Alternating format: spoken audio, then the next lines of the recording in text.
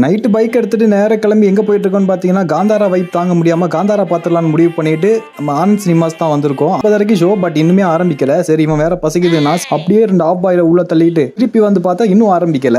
ஏதோ வெயிட் குறையுது அப்படின்னு பார்த்தா தலைமை ஹெல்மெட் எடுக்க மறந்துட்டான். ஒரு வழியா ஷோ முடிஞ்சது. பார்த்தா செம்ம க்ரௌடு. நைட் ஷோக்கு இவ்வளோ க்ரௌடா? இந்த க்ரௌடை பார்த்தது ஹைப் இன்னும் நெக்ஸ்ட் லெவலுக்கு போயிடுச்சு. சரிவா உள்ள போய் ஒரே படத்தை பார்த்தலான்னு பார்த்தா கிளீன் பண்ணிட்டு இருக்க இப்போ விட முடியாதுன்ட்டாங்க.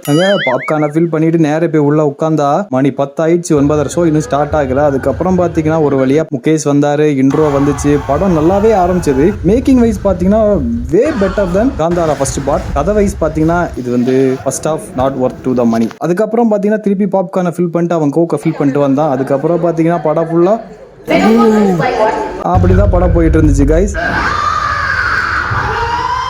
Visual quality plus making second half வந்து எக்ஸ்ட்ரீம் லெவல்ல மேக்கிங் இருந்துச்சு. ராகவ லாரன்ஸே இம்ப்ரெஸ் ஆகி நிறைய ஷார்ட்ஸ் எல்லாம் வச்சிருந்தாங்க. பட் அதை நம்ம அவாய்ட் பண்ணிக்கலாம். படத்துல மோஸ்ட் எக்ஸ்பெக்டட் பிஜிஎம் பிளஸ் சீனா நான் எக்ஸ்பெக்ட் பண்ணது. படத்துடைய கடைசியில ஒரு சாங்கோட முடிச்சிட்டாங்க. அதுக்கப்புறம் ரிட்டர்ன் டைரக்டர் ரிஷப் ஷெட்டி அப்படின்னு வந்துருச்சு. இது வந்து ஒரு ஆவரேஜ் படம். ஆனா இன்ஸ்டால கொடுத்த அளவு ஹைப் அளவுக்கு இல்லாட்டியும் மேக்கிங் வே பெட்டரா இருந்தாலும் படம் ஸ்டோரி பாத்தீங்கன்னா அவ்வளவா இல்ல கைஸ். உங்களுக்கு இந்த படம் ஒர்க் ஆச்சா இல்லைங்கிறத மறக்காம கமெண்ட்ஸ்ல சொல்லுங்க. வீடியோ பிடிச்சா லைக் பண்ணுங்க, நம்ம சேனலை சப்ஸ்கிரைப் பண்ணுங்க.